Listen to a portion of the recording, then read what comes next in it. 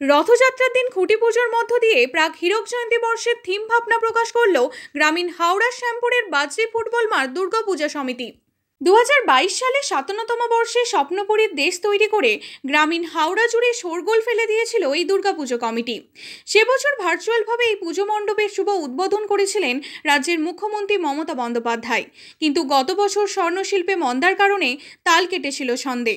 Football মাঠে এসে মণ্ডপ দেখে রীতিমতো নিরাশ হতে হয়েছিল দূর দূরান্ত থেকে আগত দর্শনার্থীদের। তাই চলতি বছর সেই ক্ষতপূরণে গত 6 জুলাই রবিবার রথযাত্রার দিনে খুঁটি পুজোর মধ্য দিয়ে এবছরের থিম ভাবনা প্রকাশ করল হাওড়া গ্রামীণের প্রাক হীরক জয়ন্তী বর্ষে পদার্পণ করা বাজরি ফুটবল মাঠ দুর্গাপুজো সমিতি। 2024 সালে থিম ভাবনা অনেক আগে থেকেই শুরু হয়ে গেছে। বিগত বছরে আমরা একটু যেন ঝিমিয়ে পড়েছিলাম, তা সেই জায়গাটাকে পূরণ করার জন্য আরও নতুন উদ্যোগে আমরা সবাই মিলে সচেষ্টভাবে চেষ্টা করছি আমাদের আরও ভালো করে আমাদের প্যান্ডেল, আমাদের ঠাকুর, আমাদের পরিবেশ সবটাকেই সুন্দর করে গড়ে তোলার জন্য আমরা অনেক আগে থেকেই প্রস্তুতি নিয়ে ফেলেছি। 2024 সালে 59তম বর্ষে তাদের থিম ভাবনা বৃক্ষ মোদের মাতৃশক্তি।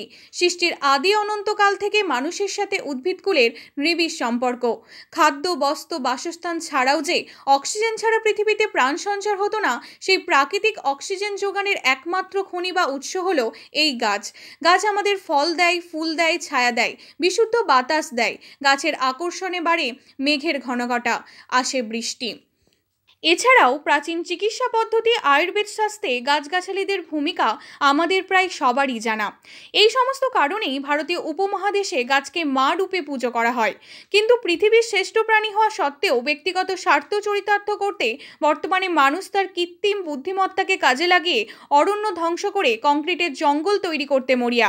তারই ফলস্বরূপ বিশ্ব উষ্ণায়ন, তাপপ্রবাহ, বন্যা, খরা, ভূমিক্ষয়ের মতো গুরুতর সমস্যায় জর্জরিত সমগ্র জীববৈচিত্র্য। পৃথিবীর যেভাবে উষ্ণতা বাড়ছে, তাপমাত্রা বাড়ছে, গ্লোবাল ওয়ার্মিং বা বিশ্ব উষ্ণায়ন যেটাকে আমরা বলি, সেদিক থেকে আমার মনে হয় আমরা যে থিমটা নিয়েছি ওয়েল অ্যান্ড গুড।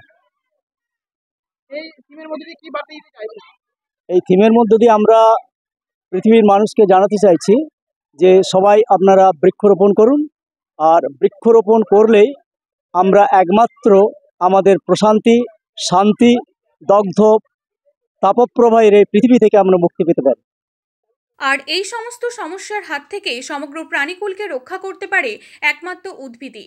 তাই এই বছর বাঙালির শ্রেষ্ঠ উৎসব দুর্গোৎসবে বিশ্ববাসীর কাছে এসির পরিবর্তে গাছ লাগানোর আর্জি জানিয়ে বৃক্ষ মোদের মাতৃশক্তি এই থিমকেই বাস্তবিক রূপ দিতে চলেছে বাজরি ফুটবল মাঠ দুর্গাপুজো সমিতি। সারা শ্যামপুর থানা, সারা হাওড়া জেলায় বাজরি ফুটবল মাঠ বিগত কয়েক বছর যাবৎ যেভাবে পুজোটাকে সারা মানুষের কাছে, সারা হাওড়া জেলায় এবং মানে পশ্চিমবাংলার একটা অংশকে নাড়া দিয়েছে, তার মধ্যে এইবারের যে অভিনব 69তম বছরের যে নিয়েছে, যেটা হচ্ছে মাতৃশক্তি, হচ্ছে মানে কি বলে বৃক্ষ মোদের হচ্ছে মাতৃশক্তির আরাধনা। এটা একটা অভিনব, কারণ এই কারণে যে ভারতবর্ষ যেখানে বিশ্ব উষ্ণায়ন শুরু হয়েছে, সেখানে এই বৃক্ষকে মানুষ গাছ লাগাতে হবে। গাছকে কেটে নেওয়া হচ্ছে, পাহাড় পর্বত থেকে শুরু করে গাছ নষ্ট হয়ে যাচ্ছে, যার জন্য মানুষের আজকে বাঁচার অক্সিজেনের অভাব হচ্ছে, কার্বন ডাইঅক্সাইড বেড়ে যাচ্ছে। এই সময় উপযোগী একটা সুন্দর পলিসি নেওয়ার জন্য এই ফুটবল মাঠ, আগামী বাজরি ফুটবল মাঠকে আমরা ধন্যবাদ জানাবো। মণ্ডপ জুড়ে থাকবে বিভিন্ন প্রজাতির গাছগাছালি সহ উদ্ভিজ্জ উপাদান দ্বারা নির্মিত বিভিন্ন সূক্ষ্ম সূক্ষ্ম কারুকার্য। থাকবে বিভিন্ন প্রজাতির ভেষজ উদ্ভিদ ও জলজ বাস্তুতন্ত্র সহ একাধিক প্রজাতির বিপন্ন প্রাণীদের মডেল।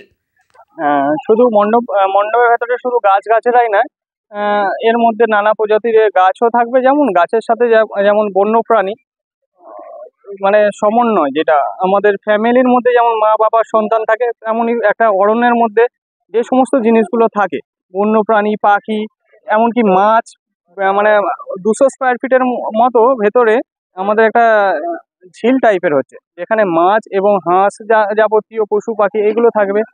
তার সাথে আমাদের মা দুর্গা এবারে অভিনব রূপে আসছে,